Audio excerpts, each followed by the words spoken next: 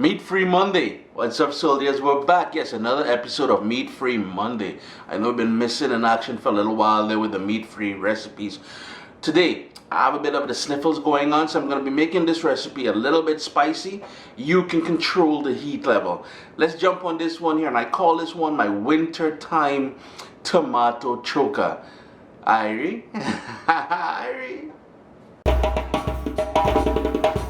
My oven is preheating to the broil setting, which is 525 degrees.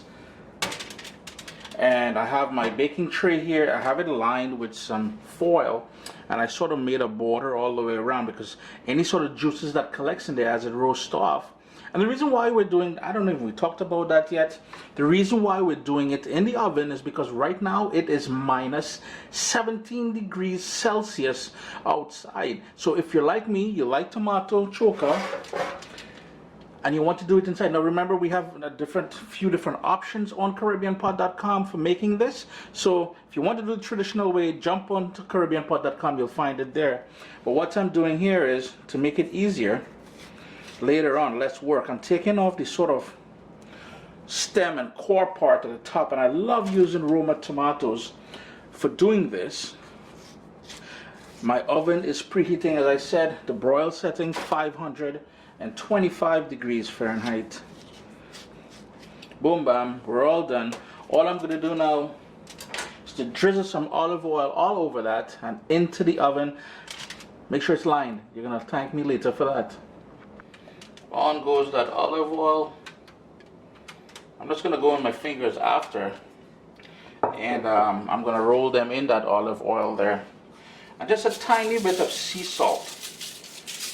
We will be using some more salt later on, so don't fret too much about the lack of salt here. Now remember, with the sort of acidity and tartness of the tomatoes, the salt will help to bring out some of that sweetness. Middle rack, 525 degrees.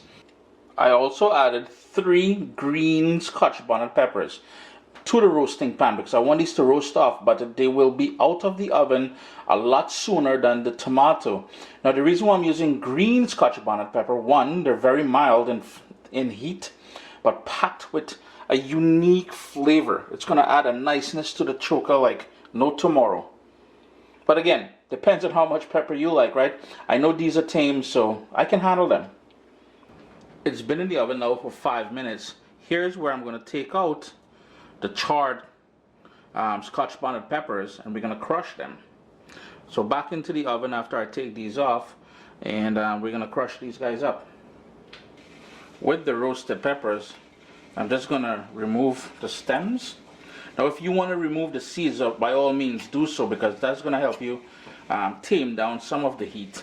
I want all that heat there. Choka is supposed to be nice and spicy. Now to that we're going to add some garlic and some more of that sea salt.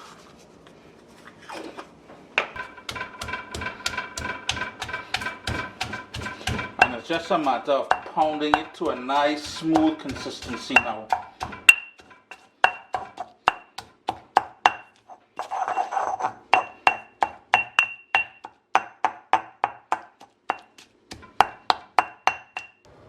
They were in the oven for between 25 and 30 minutes. Got a lovely color on there, and I can guarantee you the sweetness is really coming out now. We're just going to allow them to cool a little bit. And you see the sort of liquid on the bottom there? We can drain that into the dish later on. Just going to grab them one by one. Put it into my mortar and pestle here. And it's okay with the skin. Now if you want to peel the skin and get rid of all the skin, it's very easy. It's just a matter of pulling it out like that, discard. But I want a little bit of that skin because there's some sweetness in there as well, and it adds a nice color and smokiness to the finished choka. So we're just going to go ahead and crush these now.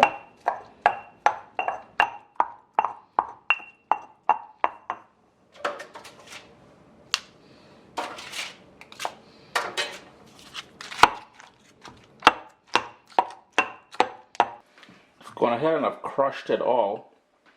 Now here's where you can taste it for salt and adjust it. It's the perfect amount of salt for me. So what I like going here now with is my thinly sliced onions, and how much you use is totally up to you.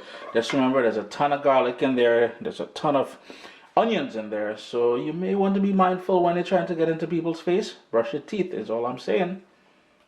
And the sort of final step we've got to do here now, well, I'm going to do one thing traditional and one thing that's not too traditional. We're going to chunky, which means we're going to add some heated olive oil. And that's going to sort of temper everything and bring it together. Now, whoa, this olive oil gets on, boy. I like using olive oil. You can use vegetable oil. It is totally up to you. The oil should have been a little bit more hot than that. And what you would do now is work. And I like keeping the onions on the top there when I chunky, because I like to sort of take the rawness out of the onion. Just going to give that a quick mix.